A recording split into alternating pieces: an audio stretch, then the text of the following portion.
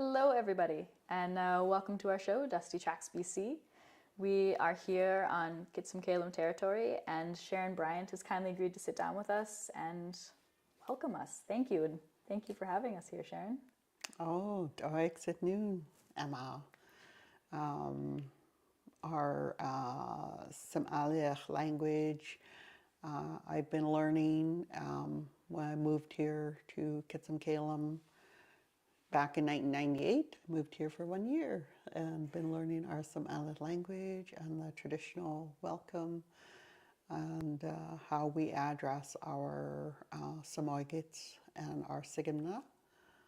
So Simgiget, Sigrim Nanach, Lucky Giget, Abawalsik, Alkhani Nagadagalzap, Kitsum Kalem, Kitsalas, at a Terrace. Our Terrace city is surrounded by our Jimshan Nation of Kitsum Kalem and Kitsalas. And Likdam Lakdao Gabao Duwayu is my traditional name, which means wolf sitting on the ice. Lucky Boo Depedago, Lucky Boo, the wolf, is my crest. Waps Wat Diwai, Samoygit Wat Diwai, Ada Samoygit Nisui Vajik Skabao, Ada Samoygit Nishok, Ada Sigamnach Bisun, the house that I come out of. Our WAP in our Somali language is the house, and our Samoygit Wat Diwai, Samoygit Nisui Vajik Skabao, Ada Samoygit Nishok are our chiefs. So on their behalf, our Lakyubim Jimshan territory. Right now, today, we are on the Lakyubim Gisbatwada. We are on the Gisbatwada territory of the Kilawel people of Kitsum Kalem. And so we give Oixit Newsum to our Gisbatwada clan of Kitsum Kalem for allowing me to work, live, and play on Kitsum Kalem territory. So Oixit Newsum Gisbatwada for allowing us to be here today. I work, this is the Kitsum Kalem Lighthouse, which is a branch of Northwest International Family and Community Services, NIFCIS. And Kitsum Kalem is one of their communities. And so this lighthouse houses NIFCIS employees such as myself, as well as we had youth empowerment workers, and our language coordinator is housed in this building. So we always give thanks to our Kitsum Kalem people for allowing us to work here on their Gisbatwada territory. So, Doixit Newsom. Yes. Beautifully said. All I can say is thank you. And thank you to the Kitsum Kalem for having us on your territory, and for the Lighthouse for having us here today. I cannot say it as well as you, but I can echo the thanks. We have so much gratitude to you for sitting down with us and kind of giving us an opening to show the respect that this land and people deserve. So thank you. Oixin. And Oixin is thanks in our Somali language. So I always say people when they're talking to me, and then I say "oh," which is yes in our Somali language, or "ayin," which is no. And I have to explain it because I forget that if I'm talking to a stranger and they're like, "oh," I say, "oh, it means yes." I'm speaking Somali, and they're like, "oh, oh." I just learned something new. That's amazing. Yeah. So I was born and raised in my dad's community in Loch Lambs, formerly known as Port Simpson. My mom was born in Port Essington and met my dad, and then when they married, they lived in Loch Lambs. So all of my siblings and I were born in Loch Lambs and raised there. Growing up, we'd always come here to Kitsum Kalem, like on holidays or events. One of the main events that we came here for was the totem pole raising back in '87, and that was amazing. My mom worked with our chief counselor at the time, the late Clifford Bolton, and along with the carvers, and set up the totem pole raising. Your mom was involved in setting up the totem pole raising. Mm-hmm. Oh wow! Yeah, she worked with the chief counselor and just helped coordinate the celebration around the totem pole raising. So that was pretty awesome. We started here. Totem poles were raised, and they ended with the feast up at the Terrace Arena. So that was pretty awesome. And I may be incorrect in the history, but in 1987, that would have been quite a significant pole raising. Mm-hmm. It was huge. They had two totem poles. Yeah. Are they still standing today? One is standing today. Yeah. I moved up here in 1998 with my husband and 3 children at the time. And 1998, so probably in the early 2000s, like maybe 2002 or 3, when one of them from a storm fell. Oh wow!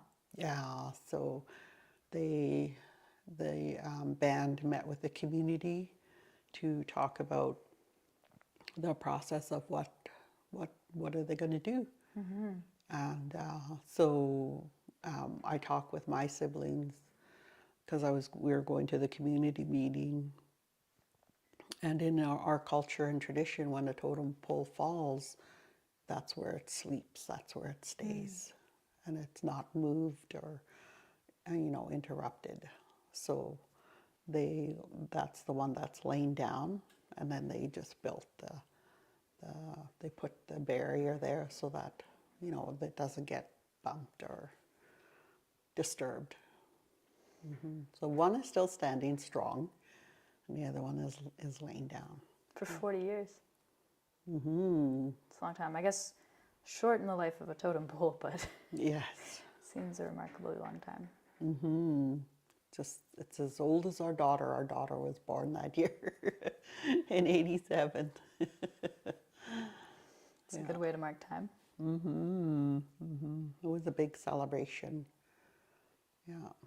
One of our hereditary chiefs, Samoyed Bilaha, was stood up that day at the arena at that feast. Yeah. Stood up to address the nation, or? He was bestowed the name of Bilaha. Yeah, Gerald Wesley. Yeah. Okay. Yeah, so it was huge.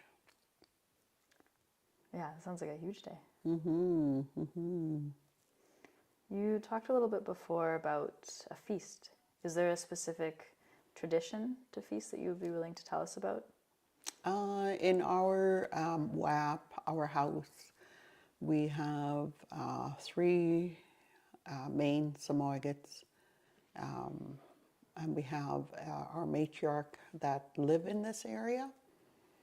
And so we, with the Lakibu of Kitsimkalem, we try to have our feasts like every 2 years, because there's newborns born into our family, into our Lakibu WAP, our house, that need names. So back in 1997, I believe it was our first feast of our Lakibu. My dad had a feast in Lakwalams. My mom, the late Vera Henry, and her children, us, help with my dad's organizing, just helping him out, whether it was doing some of the work or just financial, as well as working on the regalia. So from that, my mom had planned her feast, our feast, following year. And so we stood up our three chiefs. We actually have an uncle as well who has a name, and he doesn't live in this area, but he wears a Samoyed name as well. And so our matriarch was my mom at the time in '97. And so that is a naming feast where all of us were given the names, our traditional name. I was given Lit An Lak Dao Gabao, which means wolf sitting on the ice. And our chiefs, our matriarch, as well as the rest of our house members, our clan members, were all given names at that time as well. So our children got their names. They still wear them today. Our youngest daughter was born in 2003, and so she was given a baby name, and then now it's changed. As they get older, if it is a baby name, then their name is changed as they get older. Yeah. Sort of around the time of coming of age, or when transitioning into an adult? Yes, yeah. Her new name she was given is Madame Gex, which means snow falling gently. And a couple of years ago, she asked if she can get a wolf name, like with the name of the Gibou in it, Gibao. And so once our matriarch explained to her that the snow is part of the Bisoon story, our Signat Bisoon, when she heard that, then she understood where that name came from and got to appreciate her name, and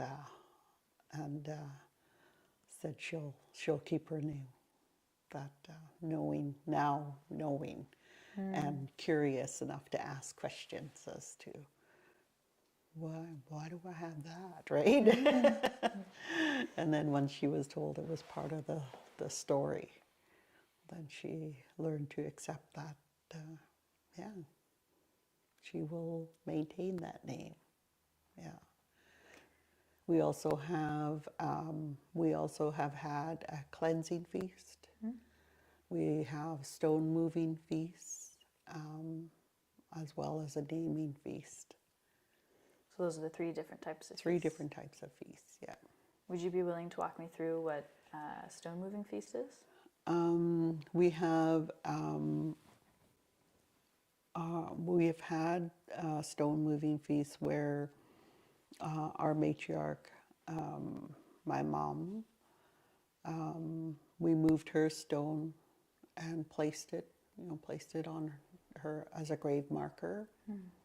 And following that, our house had a feast at the hall, our community hall, and just acknowledging all of the people that have helped in any way that don't belong to the Lucky Boo house.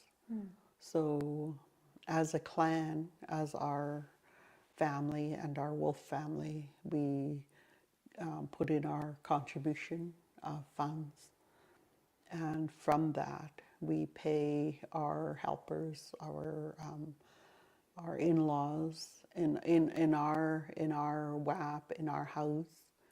We utilize our in-laws because they don't belong to the same house as us, and then we give thanks to all of those that take part in, for example, they prepare our mom's grave site, and then they're the ones that place the stone, And then so once all of that is done, then invite everybody, to come and have dinner with us at the hall.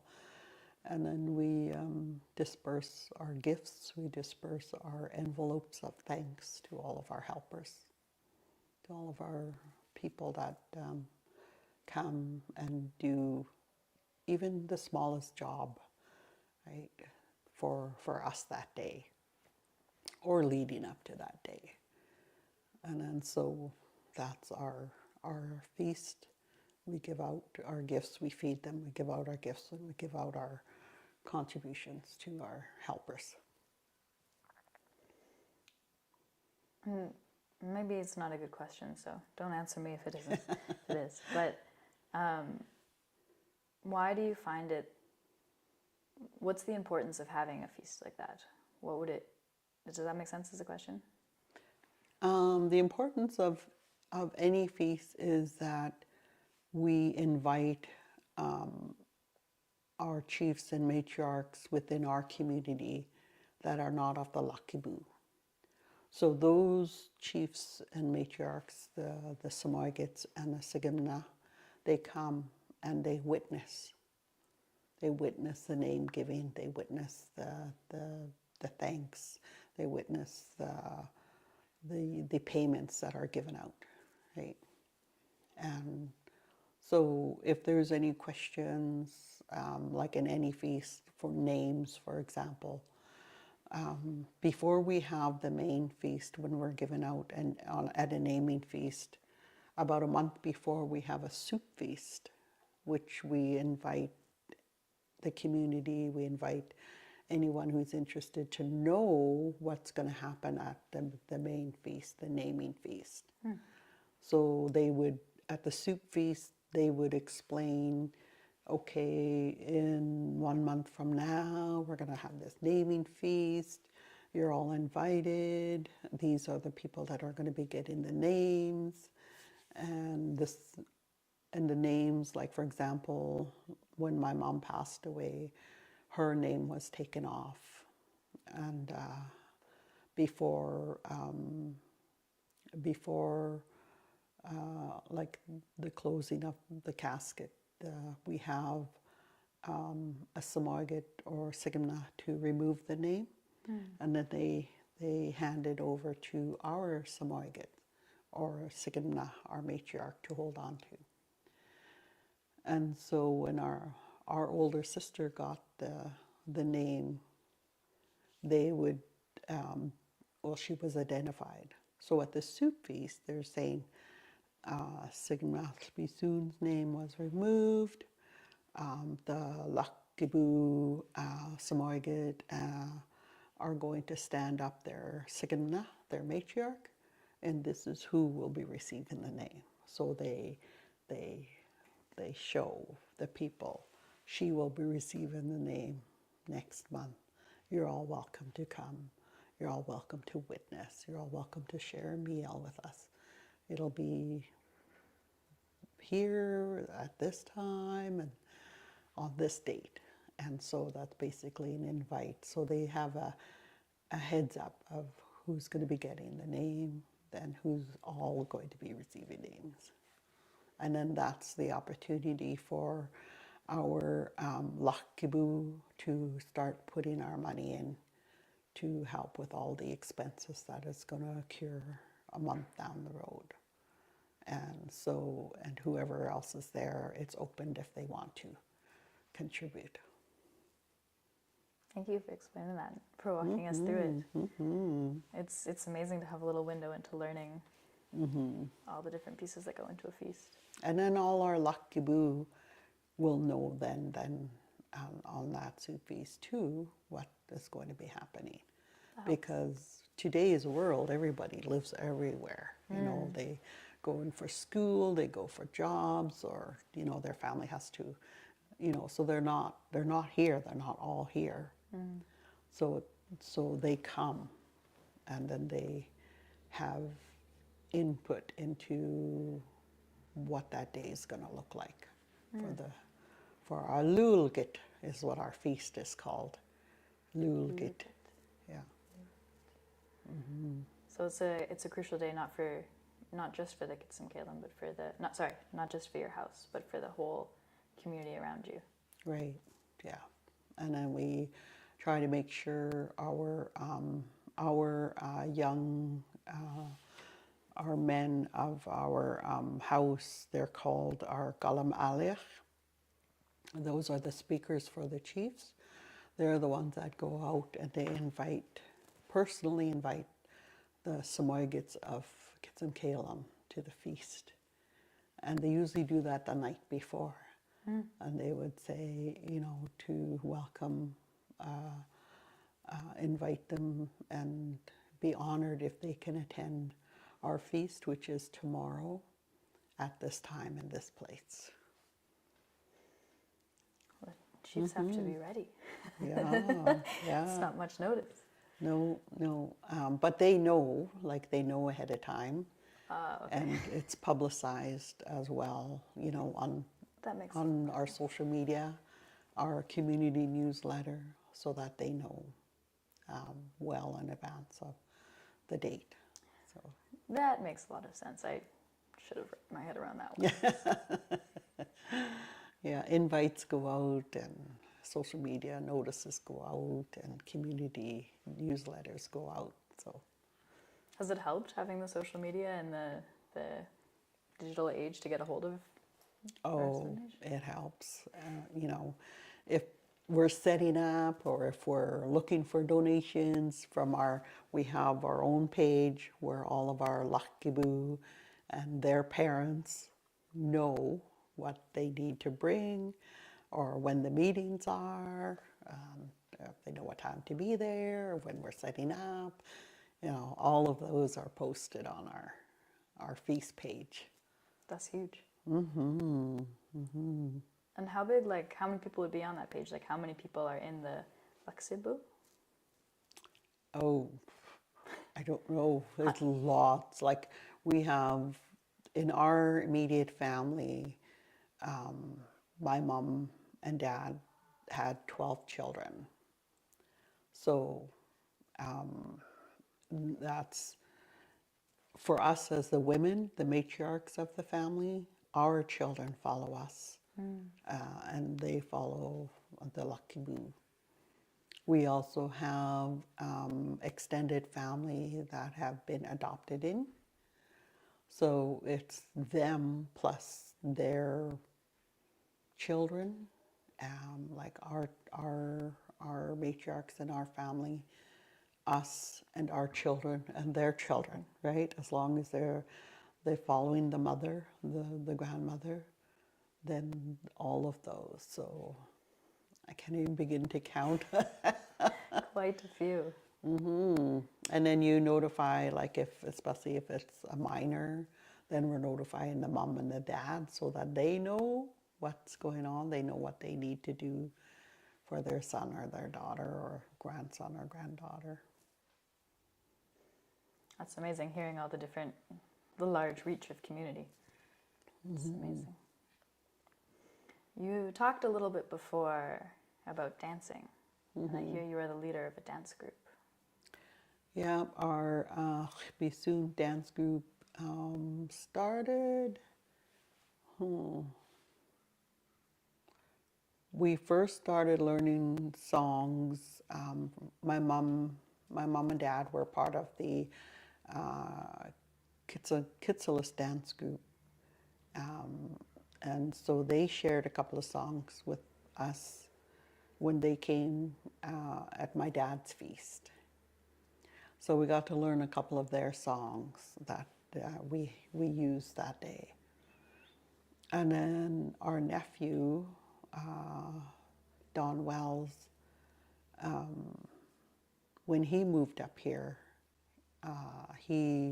my parents moved to Kitsum Kalem, I want to say in 89, 90. They lived in the city of Terrace, and then they got a house here in Kitsum Kalem in, I want to say 90, 91.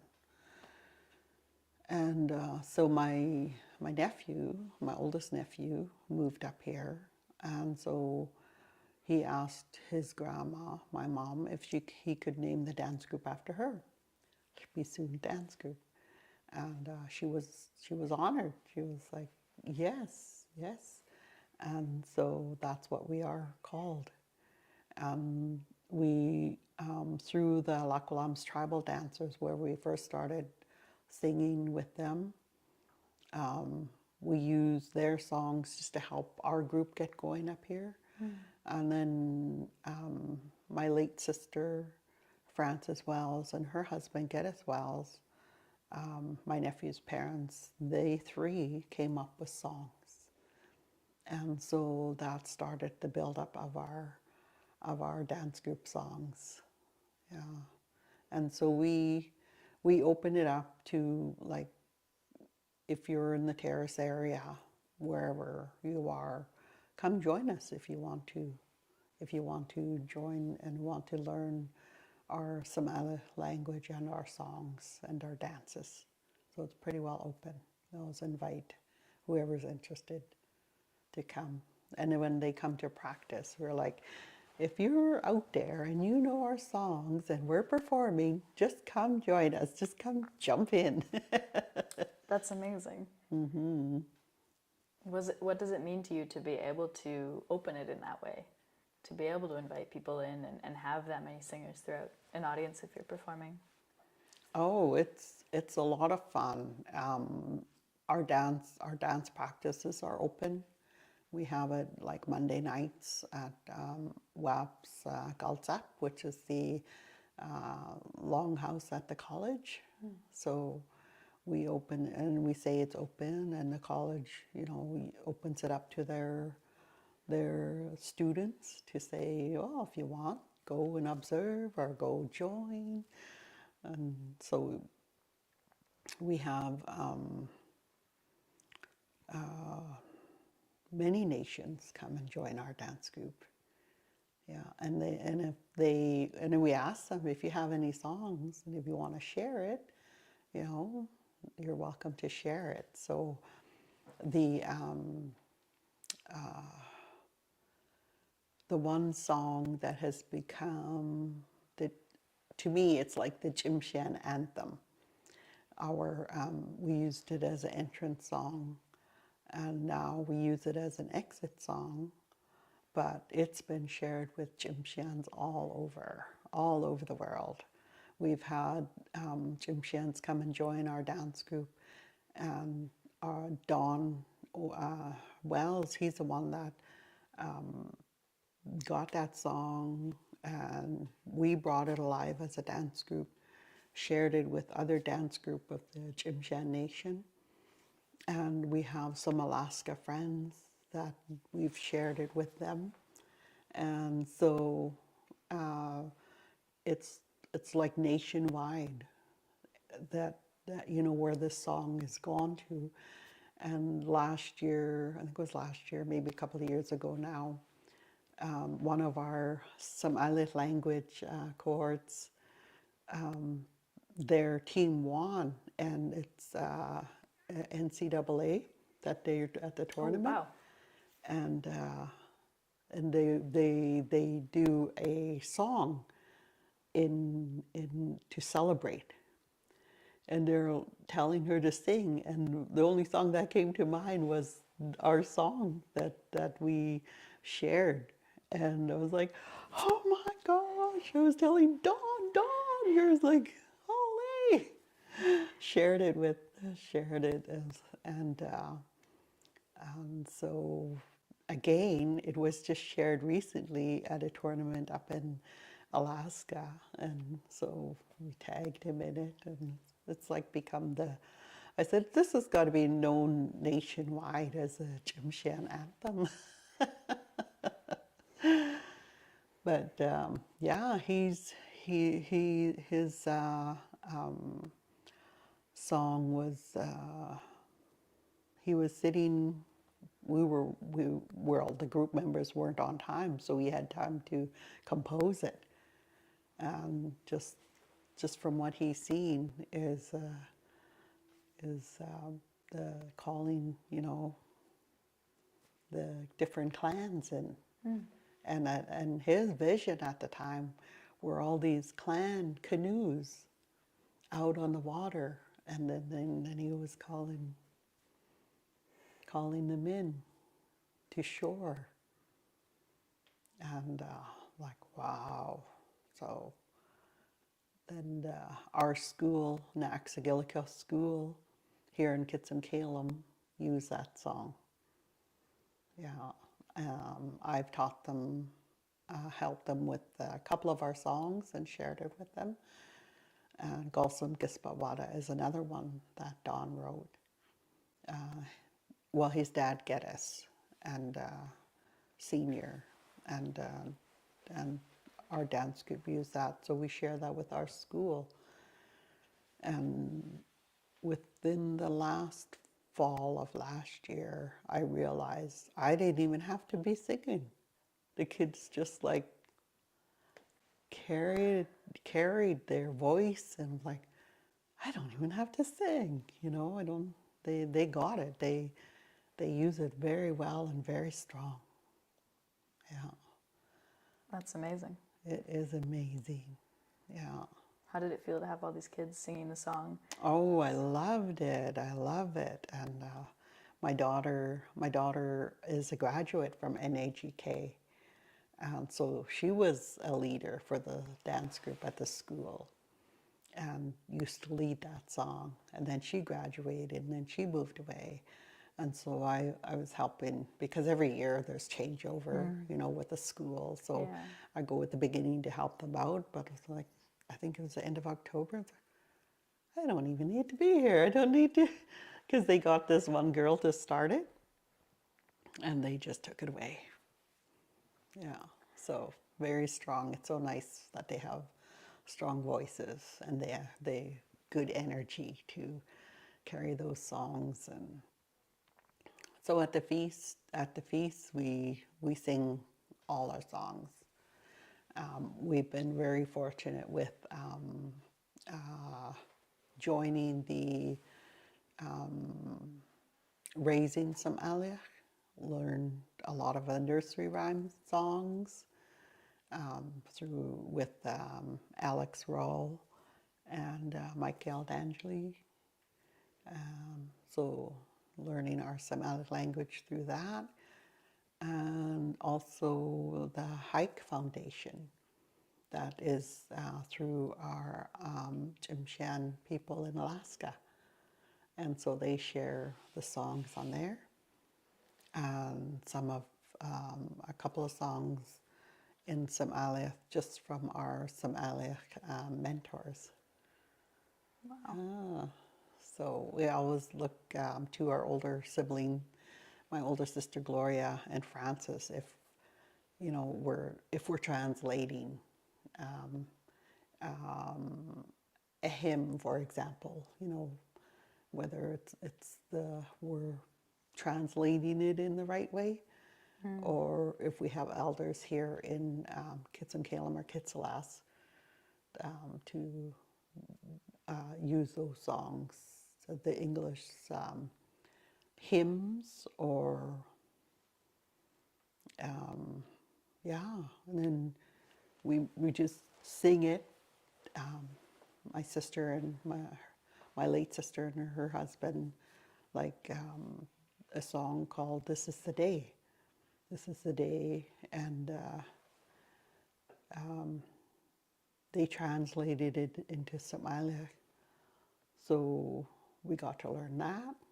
Amazing Grace, and there's a few hymns. There's a hymn that the elders in Kitsilas sing. I haven't had the opportunity to learn that, but I just love listening to their elder sing it in Somali language. So everyday songs. My daughters and I attended the University of Southeast Alaska Somali language program. And so our Siwalauksit, our teacher, Donna Mae Roberts, she translated a few songs, and she's a musician as well. So she like on the piano. It was, love listening to her, sing the songs. And she was like, we know this, right?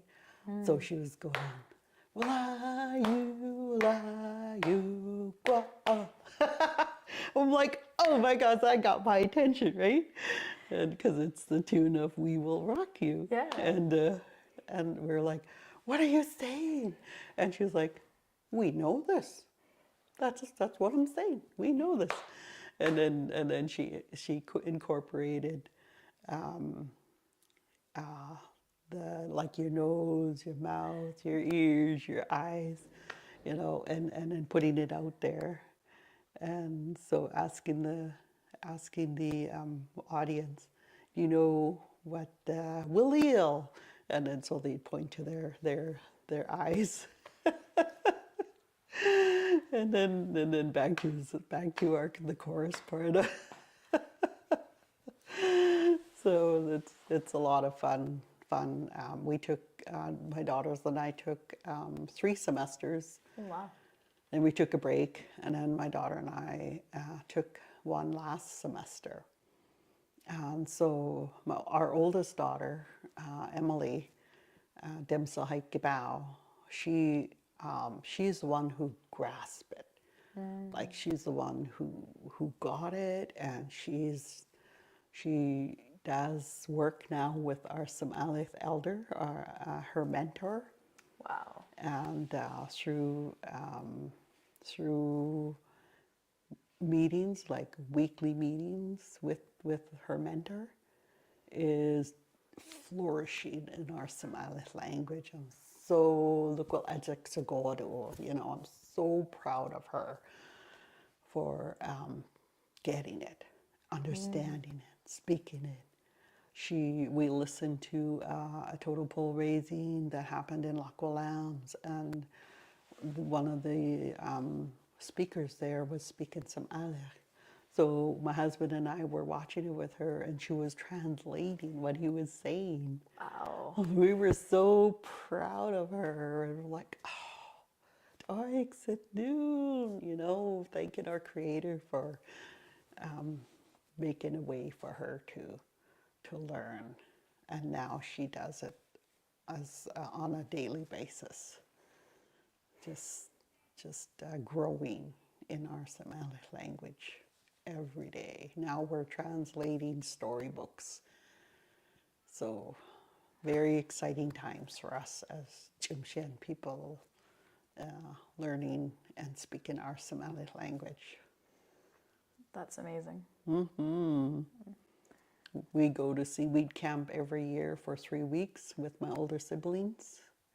And so she's been coming for the last 3 years and doing what we're doing, talking to my older sister, talking some Aleph, and just conversing with, double checking words and trying to put it into sentences. So it's been amazing. I'm so proud. Proud mom. Oh, that's beautiful to hear. The more Somaliot, did I say it right? Oh. Close. The more Somaliot speakers, I think, the much better. Our world is much better off for it. So exactly, it's amazing to hear. Yeah, we have a grandson at home, and our granddaughters attend NAGK, so they're learning our Somali language. And so our grandson, he's 5, he'll be 6, and his Das, which is auntie in Somali to Emily, speaks Somali to him. That's amazing. He likes to jump a lot, eh? And so, okay, what's the word? We asked our teacher, what's the word for jump? And she says, oh, gosh, gushin, jump, keep gushing, jump again. So that's what we started telling him. And he's like, gushin means jump. And so he goes up the steps and jump. Keep gushing. Then he goes up and jumps again. That's amazing. Yeah, and we're like, what is a garbage can? and they say, oh, Gollum Satlé. So we're telling him, and he has rapping. We tell him Gollum Satlé, and we show him the garbage. So now he knows it as a Gollum Satlé for garbage. He knows where it goes. It's so cool to hear how accessible and open to the rest of your family you've been making it, and the work you've all been putting into the language. It's phenomenal to hear. It sounds like a lot of hard but hopefully quite fun work. It could be fun, yeah. It could be fun for sure, yeah. You make it fun and incorporating it in with our sports and our daily life, you know. That's Yeah. Cool. Well, we've been talking for over half an hour now, and I don't want to take up your full day as much as I would happily sit here and listen to you all day. We really cannot thank you enough. Thank you so much for sitting down with us and sharing this space and being so open for us to learn. I'm really, really grateful for what you've shared with us today, and yeah, just the kindness and openness you've showed us. So thank you. Oh, Eyalkin, you know, fortunate. You're the fortunate one. We have no word for you're welcome, right? So we just say Eyalkin. Eyalkin? Oh, which Eyalkin. means you're the fortunate one. Yeah. Eyalkin, Sharon. Oh. And Eyalkin for letting us be on this land and having us here. Yeah. Oh, Doixit Newsome to Dusty Tracks. Wow.